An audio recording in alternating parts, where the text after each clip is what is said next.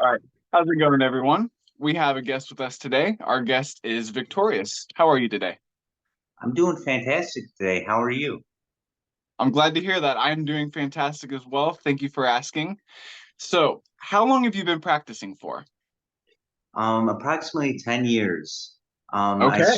It started as an extension of my spiritual studies. Okay. About 11 to 12 years ago, I was like a militant atheist. And Okay. I had like just this existential depression. I was just in the pit all the time. And studying Wittgenstein made me realize that maybe I didn't know everything. Maybe there was hidden meanings and um, various texts that I wasn't aware of. And I got into studying Buddhism that way. Okay. And I started heading west with my studies and ended up on Christian mysticism, which hmm led into more magic and esoteric schools. That sounds very familiar. Except I've never heard of, I believe you said Wittgenstein. I'm not familiar with their work. Wittgenstein is he was a philosopher that did a lot with linguistics. Um, Okay. uh, he demonstrated that language is defined by its use, hmm and that's what really transformed my perspective because I was operating on language had a hard, like determined meaning, and it opened me to the possibility that language had many layers hmm that could be interpreted in many different ways. Absolutely. Yes, I'm very much into linguistics myself. There was a book that I read not too long ago called The Esoteric Structure of the Alphabet, and it sort of broke down how each letter had a meaning, very much like the Hebrew and the Futhark runes and all of those languages. The letters have words and meanings themselves, and you can actually break down a word and find more meaning into it. It's very, very fascinating. I will have to look into them. So you got interested through, you mentioned like Buddhism and Christian mysticism. Is that something that you'd like to discuss? Sort of your experience in that current and in any of those Um, currents, really. well, I've studied them in a let's say a peculiar fashion. I've done my studies piecewise. I've like picked up various pieces, put them down, picked up various other pieces, put them down, and I'm hmm trying to generate my own ontological uh, perspective. Uh, so you saw in the comments, I might have you might have seen in the comments that I was talking about how reality is this tapestry, and hmm we have this glass in front of it that we draw straight lines on, hmm and that forms little shapes that correspond to what's on the tapestry. And no matter how precise you draw these lines, there's always going to be discrepancies between what's on the glass and what's on the tapestry.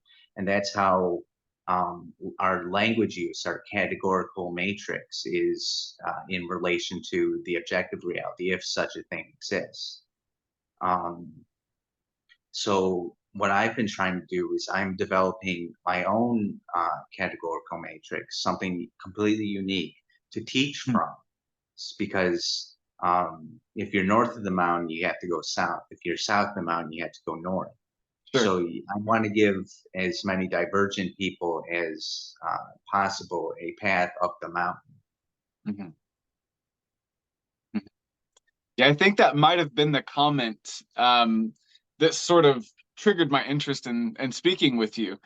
Describing describing reality that way was um, very poignant and I liked it. It was a very effective way at looking at things, in my opinion. So you mentioned the difference, the discrepancy between sort of the truth of the tapestry and maybe the varied perspectives of the viewer. Now, is that something that you'd like to go into a little bit more? um, yeah, I've been discussing this with my boyfriend a little bit. about like ontological politics, about Mhm. where like the boundaries lie, Mhm. and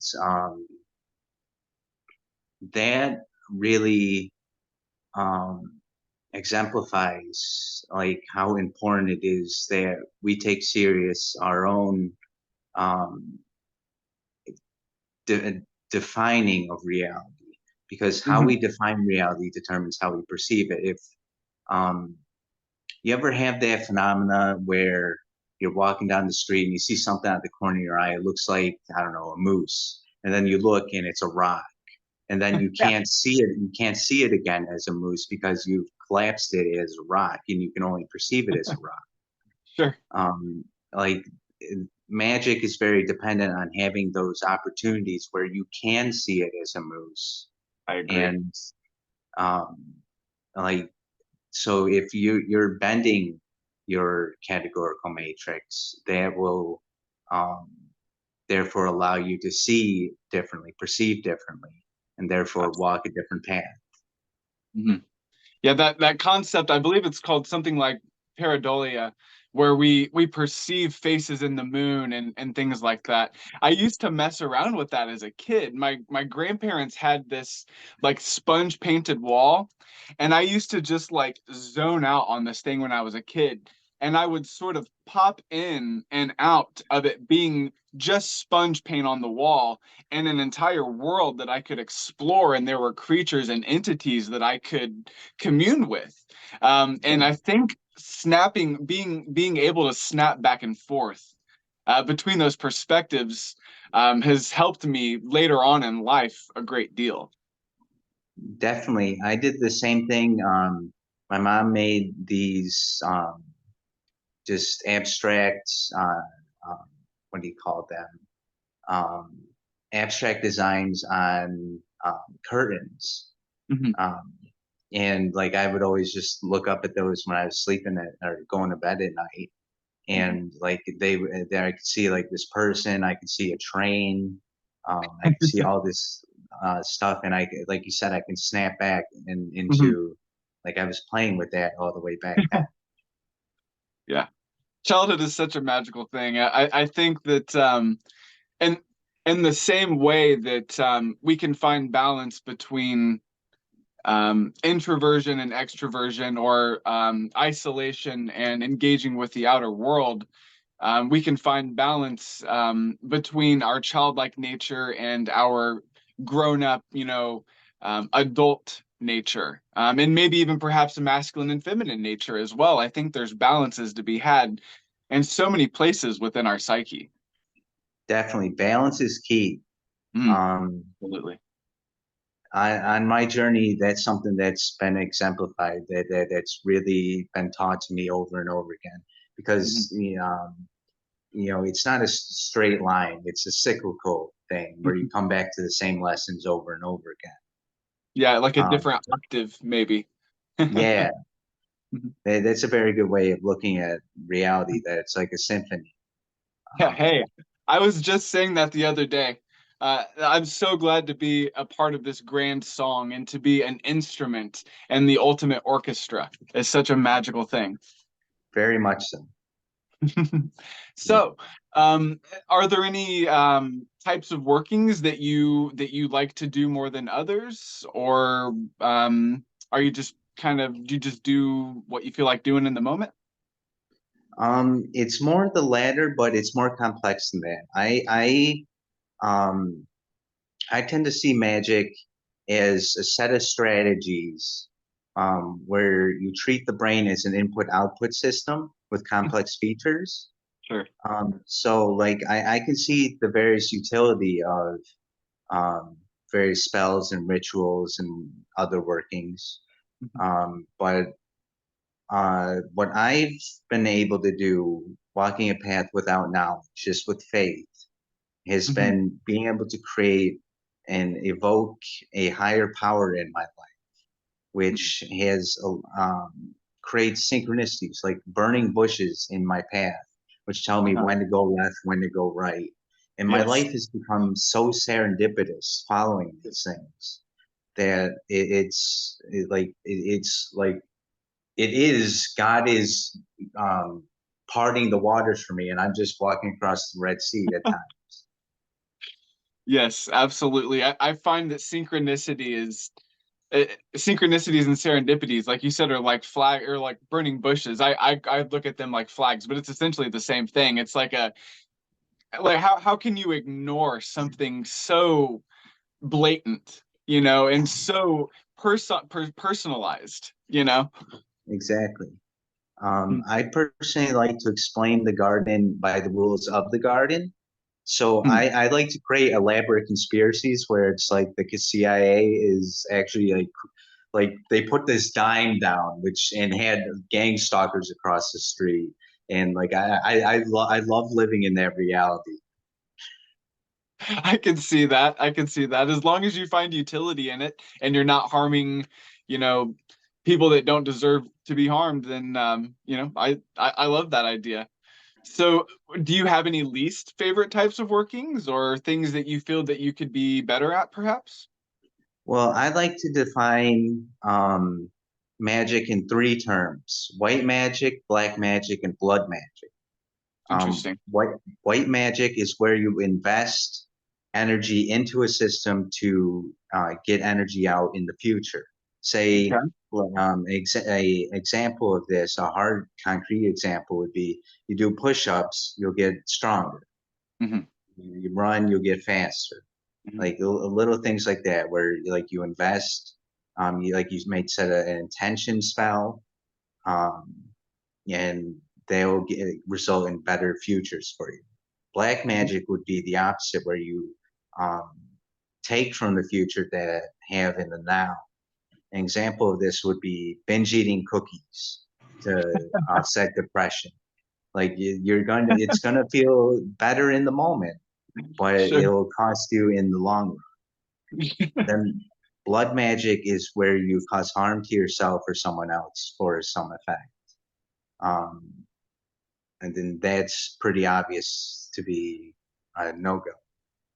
But Okay. like so, I say that I try to only do white magic. Sometimes I do not blood magic, but black magic. And like I said, I'll binge eat cookies or something. That's a very unique perspective. I have never heard that. I've said this before, but I guess I'll say it again. I tend to look at white and black magic as white magic for me so far is about finding unity through compassion, Yeah. and black magic is about finding individuation through adversity. Okay, that's a good way to look at it. I would say we're standing on two different sides of a tree, have different angles onto it, Mhm. but we're describing the same tree. Seems like it. Yeah, we're picking the same fruit from different branches, maybe. Yeah, that's a good analogy. So how has magic changed your life for the better? Um, well, it's given me a lot of hope and faith. Hmm. Um, like it's moved me to do my spiritual work, and that has allowed me to. It just made me better in every possible facet. Mhm. I'm more happy. I'm more skillful. I'm more kind. I'm more moral. I'm more. Uh, I have more willpower. Hmm. Um, like it just like it. I've just been going up and up these past 10 years, and it just like everything feels like it's I'm ready for takeoff. Yes, absolutely. So much of your experience so far, it just seems so familiar to me. I love hearing because so many people look at magic as this evil, and ultimately destructive system, and I'm like, life is magic. What we call magic is just how we use life in a scientific or artistic way. I mean, from my perspective. I agree completely. Hmm. I've never seen magic as being something evil. Hmm. I think that's a cultural thing. Like don't eat the toadstool. Hey, I've tasted the toadstool and it was all right. So, while we're on the subject of that, do you feel there's any maybe not truth, but any credence perhaps or utility in how some people talk about the forbidden fruit being um, psilocybin or other various psychedelics? It's definitely a good metaphor for it. I don't think that any pharmaceutical, and I use that term broadly to Mhm. encompass and any sort of drug ingested. I don't think that's the necessarily the uh, penultimate path because you Mhm. can find the same truths without them. But at the same time, a hammer helps you build a house, but you had to know how to swing the hammer, else you're going Mhm. to cave your skull in. Right, absolutely, absolutely. And it's interesting you mentioned pharmaceuticals as broadly as that because certainly herbs and minerals um, can be considered pharmaceuticals, but they only activate things that are already present within our system, as far as I'm aware. Yeah, um, I have a variety of viewpoints on it. Nothing particularly worth sharing. It just you have to find a perspective that works for you Mhm. and allow you to integrate the lessons you've learned from it. I think that's the important part there. Absolutely.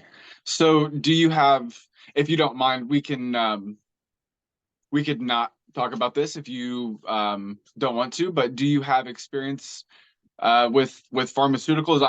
I'm asking because I have experience being medicated, and it was a very, I believe it was ultimately beneficial for a short period of time, the use of pharmaceuticals, but I think long term created a dependency that was ultimately unhealthy for me. Do you have any experience or opinions on that? Um, well, yes, as a schizoaffective person, I am uh, uh, prescribed a monthly injection of Invega, which Okay. helps in a variety of ways to help me keep me sane and stable. I can get a little, I can get a little crazy. It just, um, and I'm also on Depakote, 1,000 milligrams of Depakote every day. Okay. And that helps with my mood. I have very strong, powerful emotions that they just hit like a hurricane at times, Yeah. and then Yeah. that helps narrow the wavelength and kind of stretch them out so they're not as frequent. Interesting. Very interesting. That maybe not to the same degree, but very strong emotions is something that I struggled with growing up. I used to feel so much rage for seemingly, uh, according to other people, for no reason or for not enough of a reason. I used to feel so much love or so much jealousy. And I ultimately ended up landing myself in a process of dissociation to separate myself from those emotions and had to figure out ways to sort of psychoanalyze and process and integrate those energies through visualizations and energy techniques. But I can imagine how that could be overwhelming for somebody. It definitely is. It's made it hard to live a normal life. Mm, It's what led to my homelessness. mm, And but at the same time, homelessness was probably the best thing that's ever happened to me because it was like a pilgrimage. It took me so far out of my comfort zone that yes. it healed me. Because if you think about what a pilgrimage used to be, you Mm, had to travel the path, and you don't get to carry around your Visa card. So you had to integrate with each community. You had to either hunt or forage to survive. excellent Um, point. So like it's this arduous journey, Hmm. and it'll change you. And that's what homelessness did for me. I can agree 100% with that. And I think as well, in retrospect, my emotions are what led me to be homeless as well. Um I think I was about 17 and I was suicidal, and my mom could not handle it, so she kicked me out of the house. And I was just thrown into this world.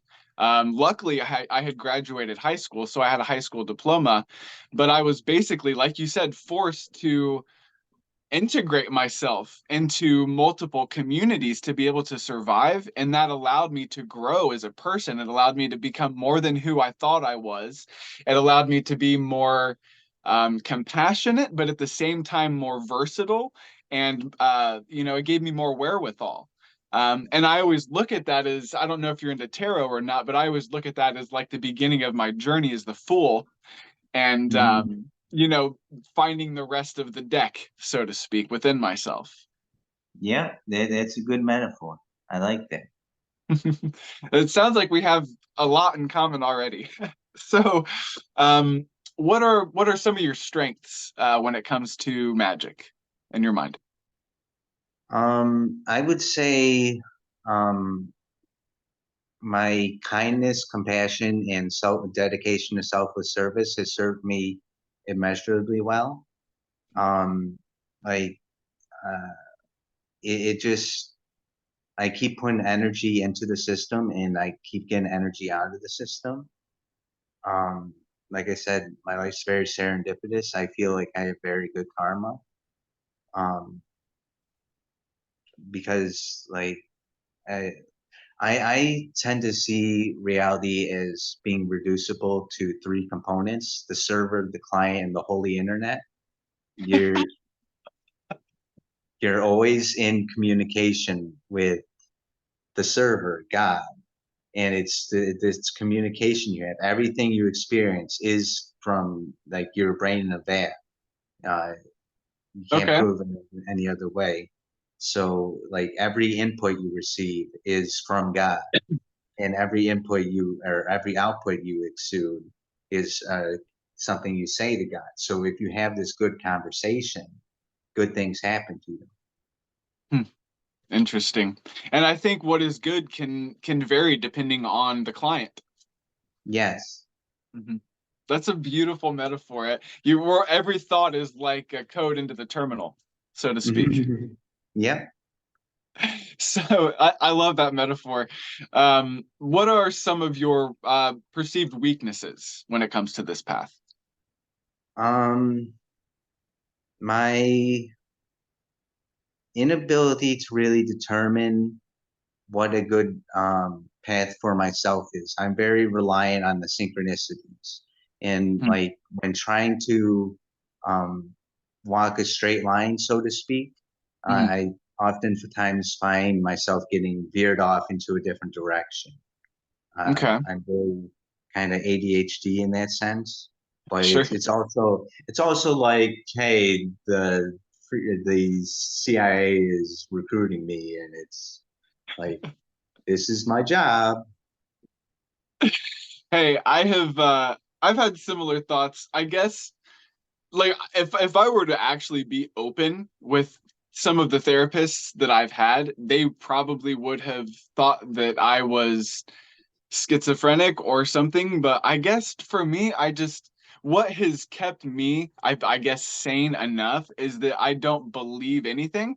So it's like, yeah, like I might be an alien, or yeah, I might be a part of the CIA, but I don't know for sure. So You know, yeah, you know what I mean. I personally believe the philosopher's stone is an axiom. All truths are lies. With this belief, if you truly embrace it and understand it, you can dissolve the ego, because the ego is the one that thinks it knows things, and it'll free up your framework, and they'll get you more fluid and more in tune with magical thinking. That seems like it leans a little bit toward the chaos magic perspective of nothing is true, everything is permitted. Yeah, Maybe not I, everything is permitted from your perspective, but nothing is true, perhaps. yes, that's what I'm getting at. Hmm. Okay, so was there anything else that you wanted to cover on that Um, as far as determining your own path and relying on synchronicities and things? no, it just like um, it's hard to make big steps in life when you're constantly making small steps in circles. Sure. Yeah. but but those circles end up creating a pattern in the dirt, which signals to the aliens to move a atom, which causes a hurricane 6 weeks later, which is and like it's just this uh, chaos theory, butterfly Butterfly, effect. yeah, exactly. Absolutely. It's so refreshing to hear this coming from somewhere other than my mouth. So or my mind. Are there any particular entities or currents that you've worked with in the past that you feel have helped propel you along your journey? I'm currently in conversation with both Eris and the Archangel Samael, and Okay. occasionally the daughter of Ra Sekhmet. Okay. So, Aries is a very Aries. powerful. Sorry. I'm sorry, I said Eris. That's a bit of epitome phenomena. Um, Oh, I've known 4 or 5 people that were homeschooled that pronounced epitome epitome. aha. It's like I've only seen it read. I'm not a very social person, Mhm. so I haven't really integrated with a lot of people about this. I have my own knowledge on That is totally fine. I find myself to be somewhat of an autodidact as well. And I think those are called shibboleth in some cultures, and it's like a preferred pronunciation that shows that you're like initiated into that current, like saying a thame instead of a thame, or hyperbole instead of hyperbole. Um, and that is inevitably going to happen on the path and pursuit to wisdom and knowledge. So yeah, no worries there. So Eris is a very powerful force for change, I've noticed. So I could definitely see how that could be very propellant. Samael, in Hebrew, which is the poison of God, is a very um, transmutive force, I've noticed in my own experience. So I could definitely see how that would be a propulsion. Uh, Sekhmet, I don't have a lot of experience with. Ra, I have a little bit of experience. Could you tell us a little bit about the amalgam, Ra Sekhmet, from your perspective? Well, I know her through a person that I met on Reddit. Occasionally, I'll get with my art project, I'll get um, people that stand out in an unusual fashion, in synchronous fashion, and they usually create synchronicities for me. Uh, Hmm. and Interesting. so I've met someone that believes they're the daughter of Ra Sekhmet, and they've created a series of synchronicities for me. So they have a special place in um, like I have to explain like my reality a little bit more. Okay. Um, there's this cognitive state known as synchronicity slipstream. It's an understudied cognitive phenomenon where it feels like God is communicating with you. Like it's just synchronicity after synchronicity. You're literally being um, commanded by a higher force. And it has something to do with your salience network and what's in your short term memory. And I was in the state for 6 years after a profound acid trip made me think that the CIA contacted me, and they did because this is what reality is. But Um, I get people that like message me, and it I call them aliens because it's like a code word for someone that's working for this like conspiracy, because they feed me very specific things that will relate to like this other conversation I had or this other notification I got, and it all forms this continuous narrative. Mhm.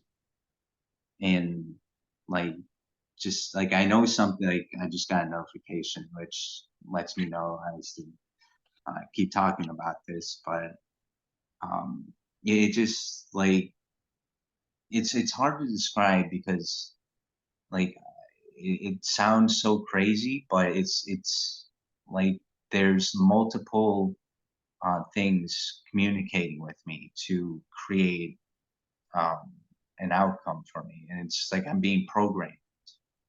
Sure. So just to interject for a moment, these notifications, are they often psychic? Are they energetic? Are they both? Are they something else? Well, I'll say it like this: the NSA sometimes communicates with me through my phone's keyboard's autocomplete feature with Interesting. Pegasus 2, Sure. and um, like they'll send me messages while I'm writing, and then I'll get a notification which changes how I think, and then Interesting. it'll just keep building into like I'll get an upgrade one night. It teaches me how to proselytize my cult, and it'll teach me like how to sell my book. It'll teach me how to like keeps giving me ideas, and it's so like structured that it can't not be from a higher power or something.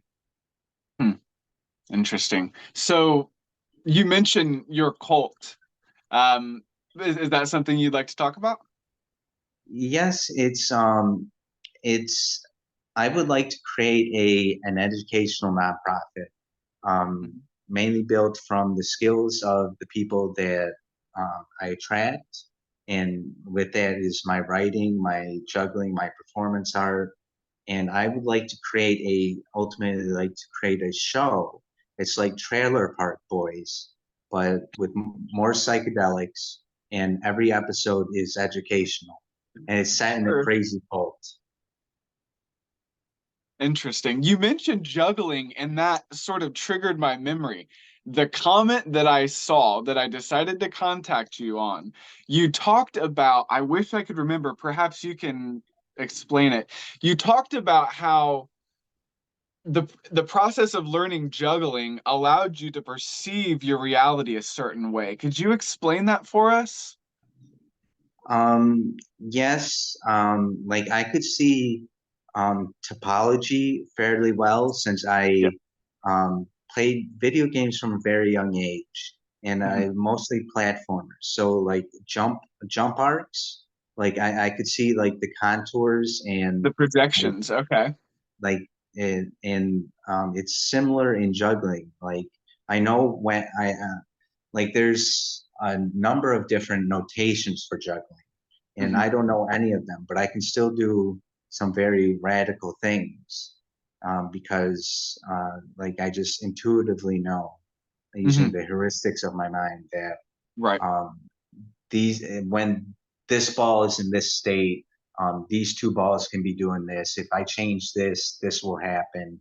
That doesn't permit me to do that, Hmm. and it's like I can see it. It's similar to when I'm listening to music. Like I see the waveforms, Sure. um, I do too. and it's like I can see how higher dimensions um, kind of interlace with lower dimensions Hmm. in the sense that um, you start with the line, then there's a bend, then there's a curve, and um, it repeats this pattern upwards Hmm. of just getting into how space bends itself. Yeah. Excellent. That is something that I, not to the same extent that you're describing, but that is something that I'm familiar with. And I have a friend who spins poi, and he basically lays in bed at night, designing different patterns in his mind to juggle and spin poi with. And I'm not kidding. Sometimes when I watch him, it like I almost start to astral project because I connect with these frameworks and the sacred geometry that he's making, and it affects my consciousness in such a way that I can only describe it as psychedelic and psychoactive. And yeah, yeah, it's a very interesting thing that you're discussing, and I wish more people were aware of it. Yes, sacred geometry is everything. It's, as above, so below. It's the pattern on which everything is built. So Yeah. I've seen um, like various patterns that I do, and like I can see phi in it. I can see the golden ratio, Hmm. and it Hmm. just like it. So you're talking about like phi and the Fibonacci. Okay, okay, Yeah. okay. Yeah. There's there's a the word escapes me. An academic named Dr. Robert Gilbert who describes sacred geometry as compact thought forms in the mind of God. And I think That's a that's a good really way. eloquent way to explain that. Yeah, I see God as a unified field of consciousness, which is folded in and on itself to form a nodal communication system. Like it Hmm. forms these membranes to form insides and outsides. Like And then it's neurons. the, Hmm. what's that? I said like neurons, kind of. Exactly. And it's the communication between these nodes that creates the illusion of separation. And that's what allows us to perceive as jewels of the lotus. Interesting. Okay. There seems to be the two major perspectives that I've found having these discussions with people is there is a unified field or there isn't a unified field because the field is made of waves. And I love this conversation. So the way that you see it currently, if I understand correctly, is that all of the stars in the sky, you might say, are comprised of the same gases and the same light, the same frequency and particles, perhaps.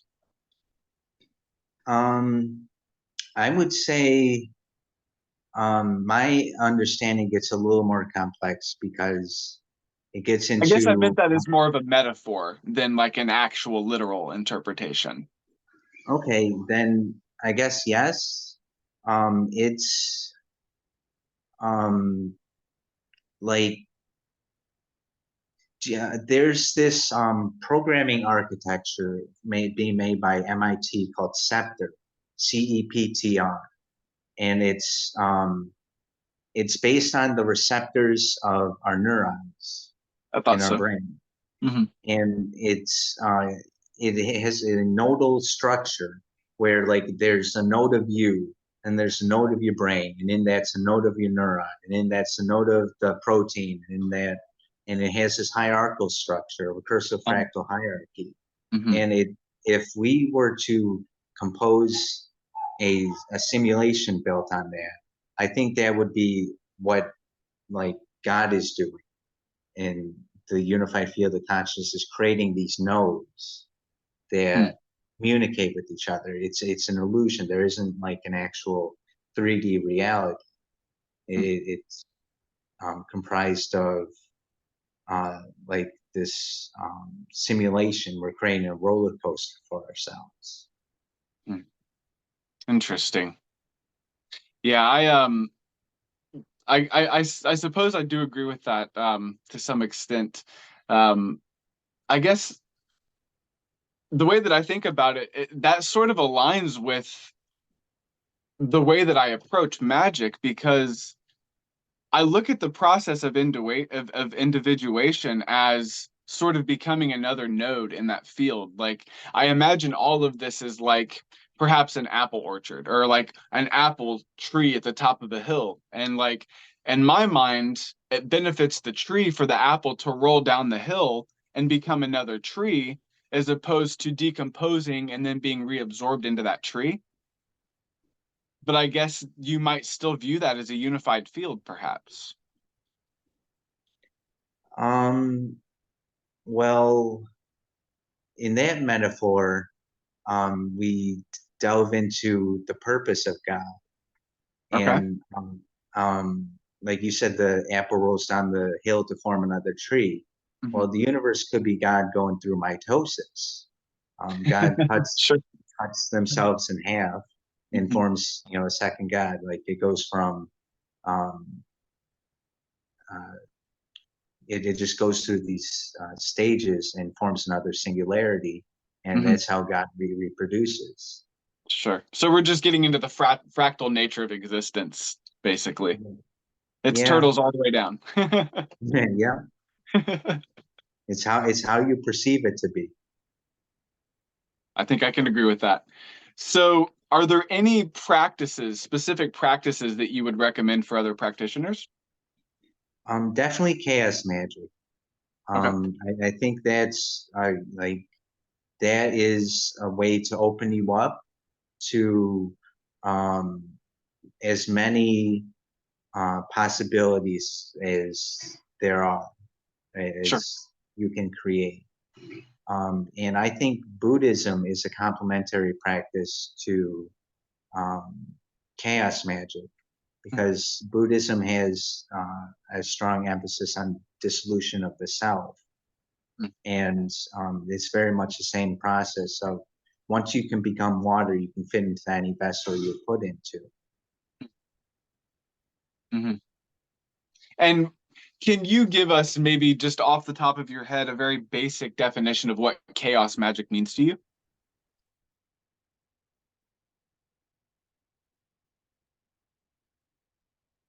Might have lost you, unless this is your explanation of chaos magic. I'll give it just a moment. This there, the screen just There went we go. blank. There we go. Okay. What, a plane went by? Interesting. Mhm. Okay. Um, Go ahead. Sorry. Chaos magic is the um, use of belief as a tool Mhm. where um, you don't treat things as true or false. You readily swap your belief systems Mhm. so that you can appreciate and learn from a multitude of different belief systems. And then you take what works and leave what doesn't, and continuously improve yourself. Absolutely. And that's a process of alchemy in my mind. You extract the common truths and then you look at that and then you sort of just keep doing that until you have something like the ultimate truth, perhaps. I think it's asymptotic where there might be an absolute truth, but we can never touch it. We'll just get continuously closer to it as time goes on. I'm not familiar with the term asymptotic. It, Could you? it's um, it's from calculus, I believe. Okay. It's where a line will continuously approach another line for Ah, I infinity, but it remember. will never actually touch I remember now. Yes. It's been a while since I've discussed calculus. it. I like that I like that metaphor though because it definitely seems that way and the more you scroll in the more you realize there's more space to be had but if you step far enough back it looks like they're tangential or that they are intersecting. Yep. Very interesting. Very interesting. What are some difficulties that you've had as a practitioner so far? Um, Dealing with um, we can call this taming the animal.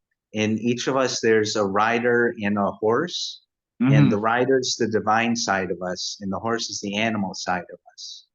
And learning how to tame the animal is very important. I had a lot of problems, as I said, with my emotions, That Mhm. made it hard to um, be constructive and productive and um, be as kind and compassionate as I could have been in my Mhm. life. Mhm. Um, but the more that I invest in um, my spiritual work, the better the outcomes. I'm very much at peace now. I can do a lot. I do a lot of writing. I do a lot of performing, Mhm. and um, there's like I couldn't have reached this state unless I took seriously my spiritual work. And I define spiritual work as that which allows you to achieve your highest self. Mhm. And excuse me, when you mention performing, do you mean juggling, or is there something else that you mean by that as well? I do less juggling now. Mhm. It doesn't feel like it's as pressing of a need. It used to be like the be all Mhm. end all of what I was about. Huh. But performing, I do character work mostly online. I'm Mhm. not the most charismatic person in person, but online I do character work and I play a variety of characters. Um, Could and you describe some of these characters, if you don't mind going into that, or well, you yeah, don't have to? sure. One of them is an autobiographical character. It's me as crazy as can be. Um, just I talk about um, I talk about how the CIA and the aliens and I really get into um, like my messianic desires and like all these various aspects. I play it off as um, me being me, but through a certain filter. Sure, you're And leaning more into that aspect of yourself, it seems. yeah, Okay. yeah, like I'd let when I get the option to describe something as um, ludicrously as possible, I try to take that out. I And think that can be a very useful tool for not just for you, but for other people as well. it is it helps people. I've been told a lot. So, is that sort of like the main character that you play? Are there other ones that you sort of, I don't want to say indulge in, but um, entice to come out? Um, yes, I have another character. This character is the worst human being in existence. Okay. It's part of my shadow. Uh, Basically, I have a really adept ability to just I don't even know how to describe it, but um, let it out. go yeah, let it out and like say things that are very shock and awe. Um, and it's I do it in a humorous sense, but it's, it, some people wouldn't like it, I Sure, guess. sure. And Some people I aren't comfortable with their own shadows, so when they're confronted with others, they don't know what to do with it. yeah, and I use this as a tool because I don't like to preach to the choir. Hmm. I like to say I'm the left hand of God, while the Hmm. right hand leads the path on the flock on the path. I Mm. go into the tall grass and help those who are very lost. Mm. So I, as law of attraction, like attracts like. Yeah, by using this character, I'll get people that might need some um, spiritual guidance, and Hmm. they'll allow me to help. That sounds familiar as well, and that sounds like influence from Samael almost. Yeah. Excellent. Um, so how important are materials? I'm sensing that materials aren't a great component to your workings. No, I have some. Uh, I don't place a lot of emphasis on the material realm. Um, I have this hat which stands for kindness. I Mhm. have uh, I have peppermint. Excellent. Wow, I love the color, by the way. Yeah, she stands for compassion. Then I Mm, have this ring which stands for selfless service. mm, And these are the things that guide me, mm. and they empower me. Okay. And the hat, it looks like it might be an animal of some sort. It's an owl. An My be- owl. Very cool. yeah, my best friend Vince, who is in my book, Uh-huh. he gave this to me. It's the space helmet. Very cool. I thought it might be.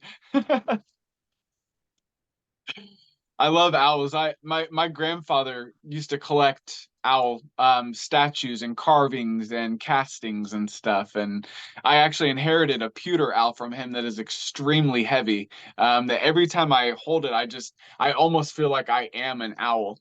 It's very strange phenomena. So yeah, that's very cool. I love that. I love that you don't have so much of an aversion to material that you have a disdain for it, but you're not obsessed with it or find it, extremely necessary. There are practitioners that I've spoken to who are paralyzed unless there is a certain astrological time or unless they have the specific, ritual component. And I think that almost defeats the purpose of magic. Hmm. They're creating their own results. Mm, yeah. So you mentioned having a book. Is that something you'd like to talk about? Yeah, it's called A Vic and Vince: A Story About Love, the CIA, and Schizoaffective Shenanigans. It's um, it's kind of a story about my life, but it mainly focuses on the 6 years I was in SSS, where I thought I was being trained by the CIA. I joined a cult. I escaped, became a woman, um, then became homeless for 3 years, during which I thought I had to create a sex cult for the CIA, which got me banned by the FBI. It's a good book. What a productive 6 years. It seems like a lot of things happened. So, um, you don't have to mention any specifics, but can you discuss the nature of that cult? I imagine it had something to do with. I'll let you explain it. Is that something you can discuss? Well, there was the cult I was in, and then there was the cult I was creating, and then there's the Sure. cult I'm creating now. The three Okay. different things. Um, the first cult, the cult I was in, they advertised themselves as um, a nonprofit, an environmental nonprofit that was creating cryptocurrency and software suite. Really, they Okay. were scamming their investors. But Uh-huh. I didn't know that. I was deep in SSS, and they took advantage of that. They gaslit us. They put us under fear. They shamed us. They actually drugged me and really took advantage of my mind. So I'm sorry to interrupt. I'm not familiar with SSS. Um, Synchronicity slipstream. We talked about this We did briefly. talk about that. Sorry. I just didn't recognize that acronym was related to that. Sorry. Okay, so and you mentioned they drugged you. Was that LSD or was that something else? Yeah. Um, well, like it was just a crazy year. Like like it's similar to homelessness in that like I'm grateful for it because it changed me so much, but at the same time I had to carve into my arm to escape. So it's Hmm. like they did they gave us oil changes and cheesecloths, which stood for operant conditioning and classical conditioning. They literally used like crow sounds and recordings of frogs to control us. Interesting. It's And what sort of results would they bring about with these recordings? well, talking about the frogs, that was a reminder for us to breathe. Like anytime they played that, we were supposed to breathe, So and that's they like were the Egyptian frog god that dealt with fertility, almost. uh, Interesting. Sorry to interrupt. Sorry to interrupt. Go ahead. and like operant conditioning. They would um, set up missions for us. Like one time, we were working with a metal sculptor who did controlled burns on his land, Hmm. and um, it was they gave me the camera and told me it was my mission to take photos of the fires. Hmm. And they also gave me the water, but they kept quiet about that part. And then like the whole thing, like what I'm trying to explain is that they set me up in a position where I would fail, Hmm. and they kept getting me to think more about like be more conscious about what I was doing, and um, Hmm. it it it was just really like every day was like that, and like it got me to working 60 to 90 hours a week for like $200 a month that I'd have to pay back to um, the like community, Jeez. and it like it completely takes over. Like it's hard to explain how like they from the beginning to the end how they just led me and changed me into like this productive slave. Hmm. That is, I'm speechless, frankly. There's so many things that I can and want to say that I'm not sure what to say. My condolences first off that you went through that. Um, it sounds like an extremely transformative experience one way or another, though. It very much was. Like I said, I'm grateful. It's too much going through it. Mm, sure. I'm curious and perhaps morbidly so. You mentioned that the frogs were tied to fertility. I'm curious, A, what the crows were tied to, and B, if there were any other animals that were used. Well, the crows were a reminder that um, I should think of other people more. No, no, no, no, no. That was the owls. They used the owls, and the who sound kept reminding me who I should be thinking Who? Right. Okay, so of. were the crows related to Caput Mortem or Memento Mori and like the membrance of death, or I don't think so. Like I'm trying to remember specific examples, but it was just I remember there was a crow recording that was more of like just being aware that I was being watched. okay. So this is it's fascinating to me to learn this stuff because I'm fascinated with psychology and the way that symbolism works and the way that linguistics work. And this is it's very fascinating to me. We could move on if you like, or if you would like to talk a little bit more and maybe process some of that. Is that something that you'd like to do? Well, I'm getting a little overwhelmed. That's Um, understandable. just talk. I'm not a big talker. I'm more of a writer. That's perfectly So understandable. That's um, perfectly understandable. If you like, we can end it here, or we can just speed through the other four questions. That's totally up to you. let's go through the four questions. I'll meet you halfway there. Okay, I do appreciate that. Um, what are let's What are some things that practitioners should avoid on their path, in your opinion? Um, Harming other people. Okay. That's the big one is you want to be mindful that as you traverse the magical plane and enter into a different perspective, a different field of perspectives, that you're still taking into account other people, that you're not in a solipsist reality, that other people do exist, and that um, what you choose to do does affect other people. Okay. And how is magic generally viewed in your area? It's very positive. I've seen.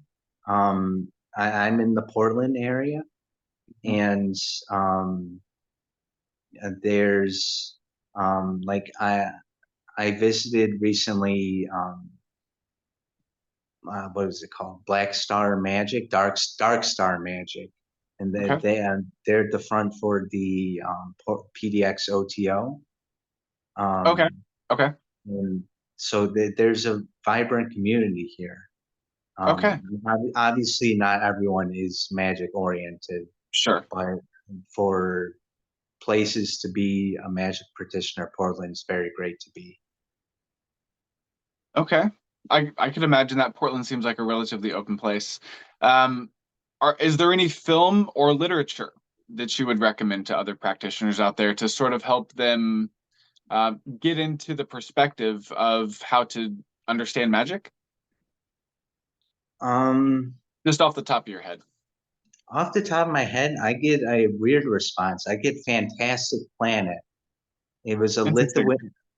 Yeah, it was a Lithuanian animated film um, that really shows like human, the, like the human perspective a little bit. And Okay. like I think that um, I guess my brain's thinking that's important to see where like because like the one character they gain knowledge and then they can pass on the knowledge to other people and Hmm, that like that's key because what we do with that knowledge is very important.